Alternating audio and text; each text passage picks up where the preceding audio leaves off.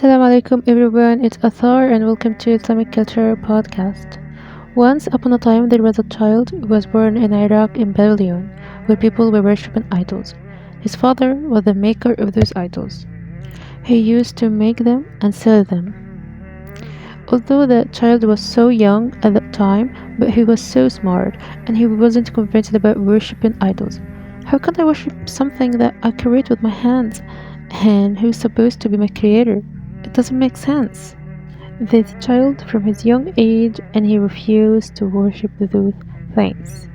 Did you know guys which child that I'm talking about? The child that I'm talking about is Ibrahim alayhi salatu wasalam. When he grew up, he started to speak out. So he said to his father and to the people, "What are these things that you worship?" They answered him, "We worship idols and we remain devoted to them." Then he asked them, "Okay, do they hear you when you supplicate? When you talk to them? Do they benefit you, harm you?" And they answered, "We just found our fathers doing this." Then he declared and said in front of all the people that he doesn't worship idols and he only worships the creator of this world, and those idols are his enemies. One day there was a holy festival they used to do in desert. Each one of them went, except for Ibrahim, and that was for a reason. He refused to go. And once they went out to that festival, he went to those idols. He looked at them saying, "Talk to me if you can. Talk to me." Then he started to hit each one of them until he completely destroyed them, except for the biggest one. The biggest one among them, he didn't touch it, and he put an axe in front of it, just to be a proof that he did this, that he's the doer, that it is the doer. When they came back from that festival, they were shocked. When they looked at their idols, they started to ask, "Who did this? Who did this to our idols?" Some of them answered saying, "Of course Ibrahim," because they know guys how much hatred there was between Ibrahim and their idols. So they brought him and asked him, "Who did this? Who did this?" He looked at the idols and looked at them and answered, "The biggest one of them is the doer.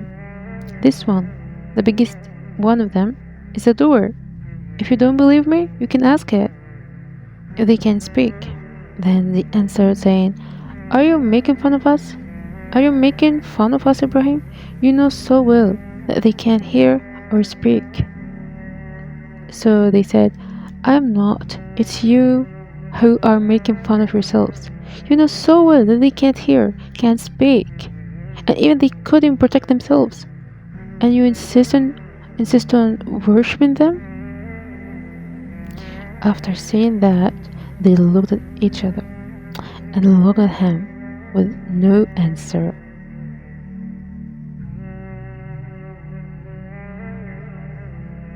He put them in an embarrassing situation. They became furious. So they decided to take their revenge from him. They decided to kill him. All of them agreed to burn him.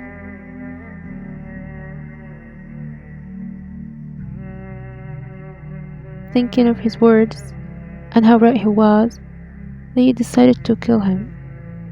So they made a huge fire, and everyone contributed into this fire.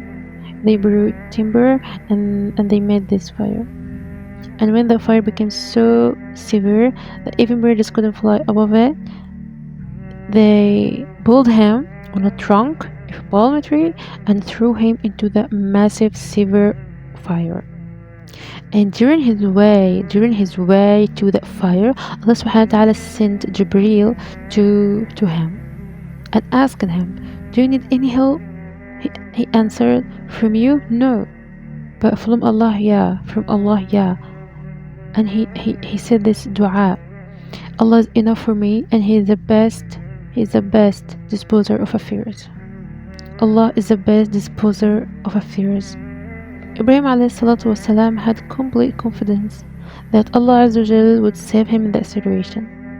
And once he went inside that fire, Allah subhanahu wa ta'ala ordered that fire to be coolness and safety above Ibrahim.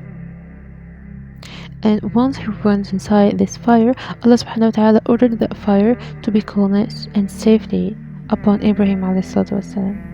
And by Allah's permission, that was done. Subhanallah. And he came out from the fire safely, without any wounds, any drop of blood. And when they saw him, they were shocked. How did that happen? How did that happen? Impossible. The fire was so severe. How could he come out from it safely like that? And one person among the people who were watching this scene, said loudly, "Oh Ibrahim, I'll follow you. I'll follow you. I'll worship what you worship. I'll worship the one you worship, Ibrahim." Who was this person?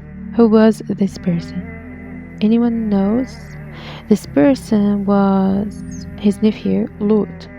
Lut والسلام, at that time, he was young and he wasn't a prophet yet. Then Ibrahim والسلام, with his wife Sarah and with his nephew Lot, they decided to leave that place, to be away from those idol worshippers. They migrated from Iraq to Asham. And at that time, Asham were considered of some countries together: Palestine, Syria, Lebanon, and Jordan together. During his way, he stopped in a place called Haran, where people were worshipping the stars. So he decided to talk with those people. Ibrahim والسلام, was intelligent. He was intelligent, and he was so good at debating. So he didn't say to them directly, "Stop worshipping the stars." No, he didn't. He created a doubt within them and let them think about that. What did he do? At night, he went to them. He looked at the sky and he pointed to a big star and said loudly, "Oh, this big star, it's my Lord. I'll worship him. I'll worship my Lord. This star is my Lord." In front of people, loudly, he said like this. And when the star disappeared, he said loudly, "Oh, it's not my Lord. My Lord shouldn't have disappeared." And they said, "Yeah, you're right." Then he looked up and found something bigger, the moon. And he said, "Oh, it's bigger. It's my Lord." But in the morning, he couldn't find that moon, so he said, "Oh, it's not my Lord." It disappeared. And again, the people said, "Yes, you're right." And he found another thing, the sun. And he said, "Oh, now this is my Lord. The sun is my Lord." But at night, guys, it disappeared also. So he said loudly, "It's not my Lord. My Lord shouldn't have disappeared." Then he said to the people of Haran, all of them, he said, "People, I'm free. I'm free from what you associate with Allah subhanahu wa ta'ala. I only worship the creator of the sun, the moon, the stars. The creator of the whole universe. I don't worship sun, moon, stars. I worship the creator of them." And when they heard that from him, they argued with him and wanted to kill him. So he left that place, Haran, and continued on his journey with his wife and his nephew. But Ibrahim والسلام, instructed Lot to settle in a place called Sodom.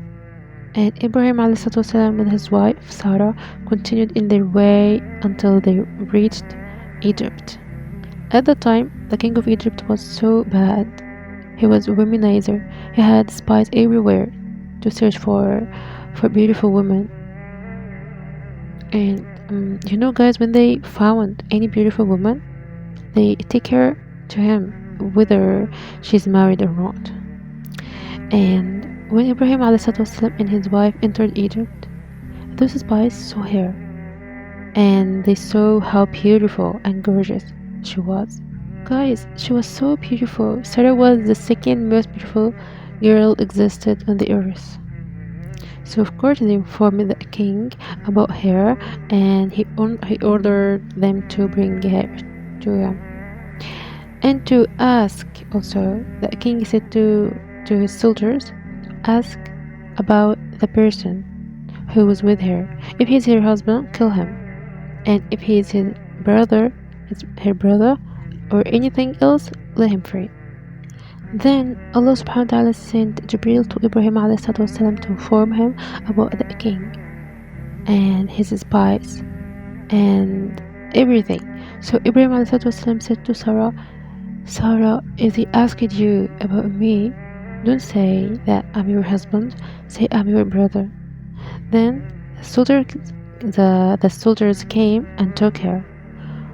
And when the tyrant king looked at Sarah, he was shocked because of her beauty.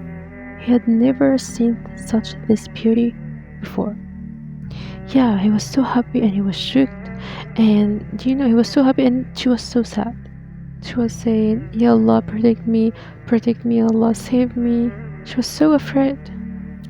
And this king, he noticed her sorrow.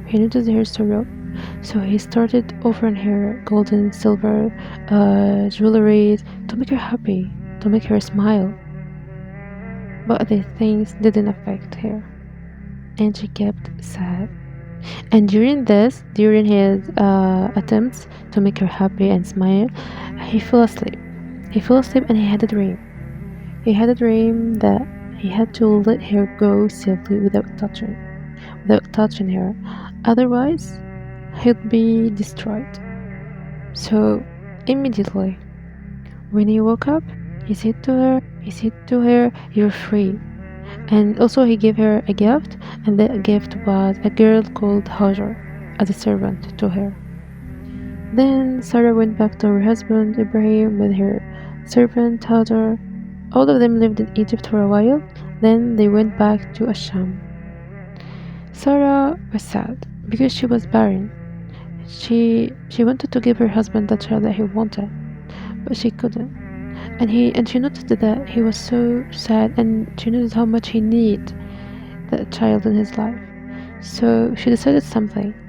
She decided to make him get married to another wife, second wife. And who was that second wife? That second wife was Hajar, her servant.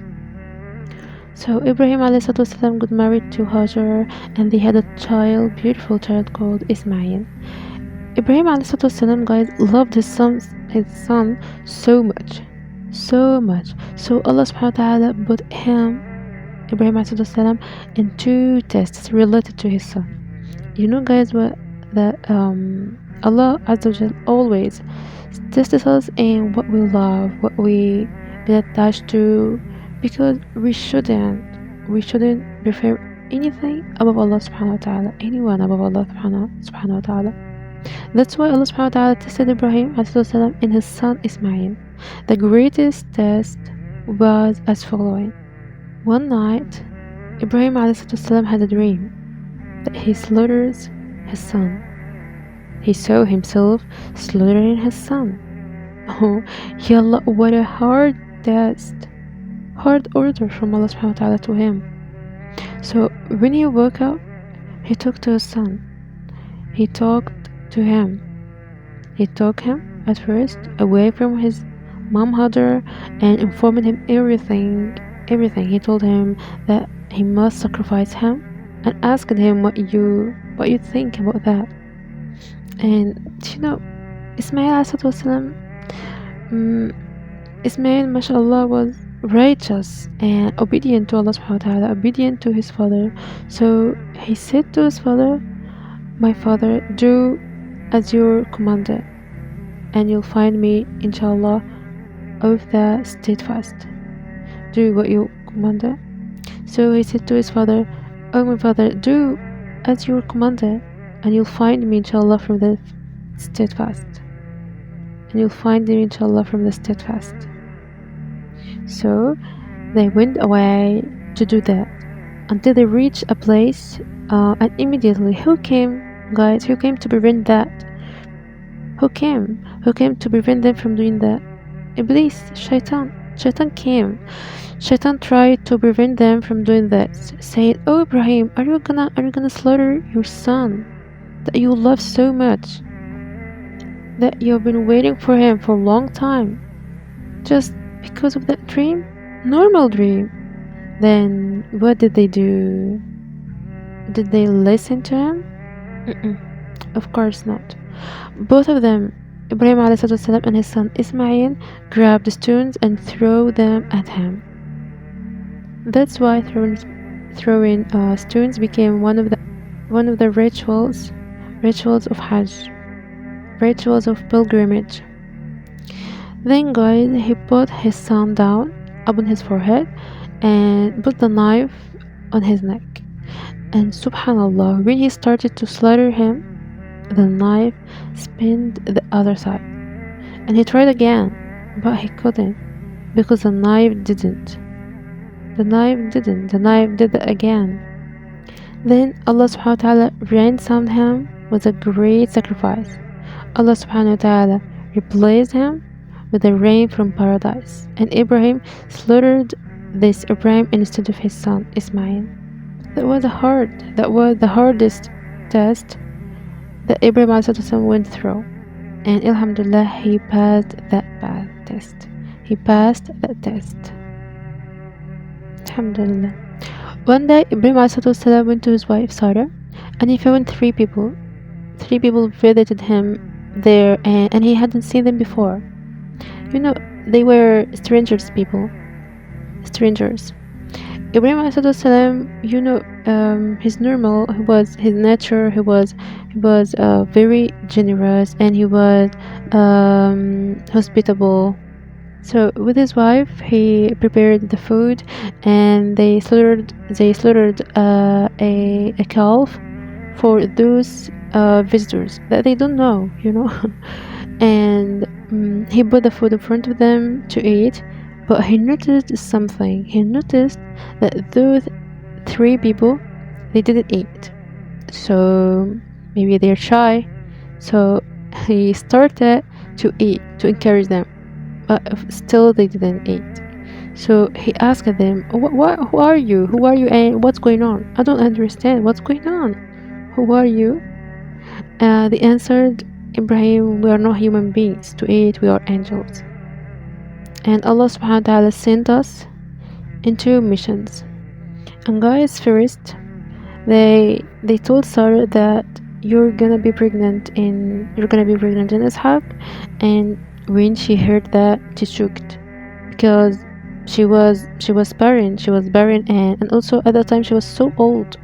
How it was like a miracle. And they said to her also, not just that, you also you live until to see her his son Yaqub. So yeah, the son of Ishaq.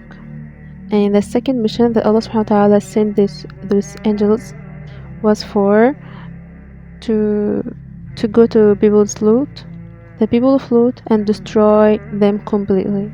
And when Ibrahim heard that, he became worried. What about Lot? We're gonna destroy them completely, but Lot is one of them. So what about him? They said to him, don't worry, Allah subhanahu wa ta'ala will save him and his followers. Yeah, guys, and at the end, Ibrahim ﷺ died in Al Khalil in Palestine. That's everything for today. Thanks so much for listening to me, and see you soon.